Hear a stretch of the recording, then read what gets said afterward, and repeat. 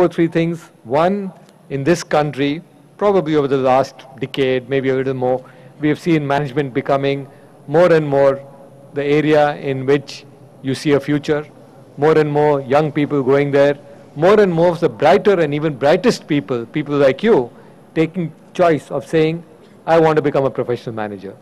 You may have done economics, psychology, English literature, and many of you probably did engineering before coming here. So the MBA has really become in many ways the creme de la creme. The people who come out from the best from a whole host of other disciplines come to an MBA. It got more and more recognition.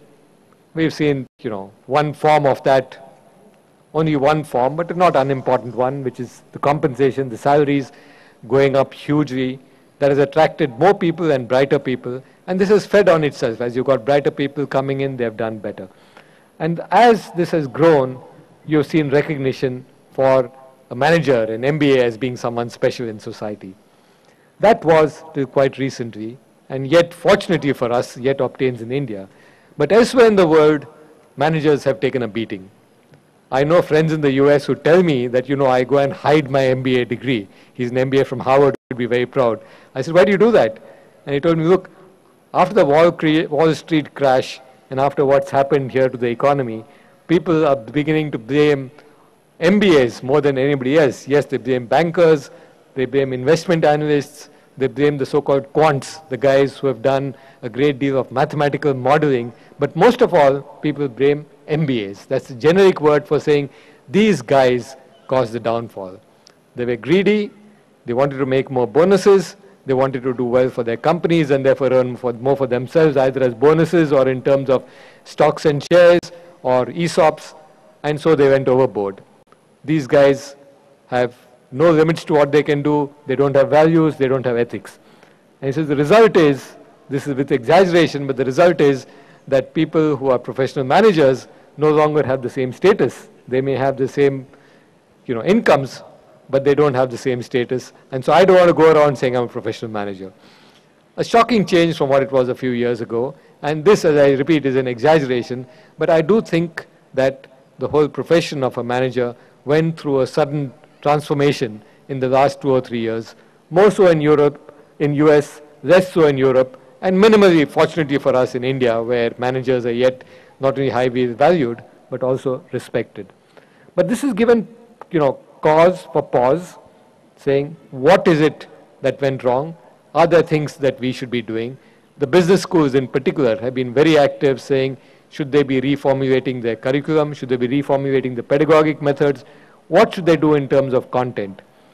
This started some time back as people began to look at an evolving economy and evolving world.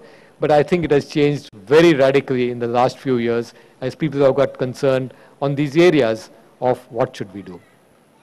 Let me park that for a moment and come back to that and speak a little bit about what we have seen in our own country as an evolution of the externalities, the environment within which you as a young manager will go out and work. Yes, today, as in the past, how you optimize the resources you control has become very important. A manager really optimizes. You have a given set of resources, people, money, investments, and you try to optimize them. Not just maximize, but optimize.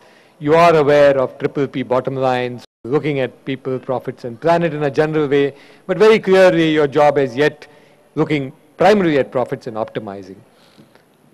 In the last decade in particular, I've seen a change. When I graduated from a management school like you many decades ago, I won't tell you how long ago, the job of a manager was a job. It was a manager's job. This changed and more managers became entrepreneurs. They took on the task of not just taking up jobs, but of creating jobs. And this, I think, was a radical change that began slowly in the 80s and took on great momentum after the change we saw in the economic climate in 1991, when our country went through much economic reformation, and suddenly new opportunities opened up in the 90s. A lot of young people who did an MBA became entrepreneurs. A lot of people went to do an MBA to become entrepreneurs. So suddenly this became the new route to be an entrepreneur, and MBAs were increasingly taking to entrepreneurship as much as they took to jobs. And I think this was certainly a very positive outcome of the changes that began to happen. Equally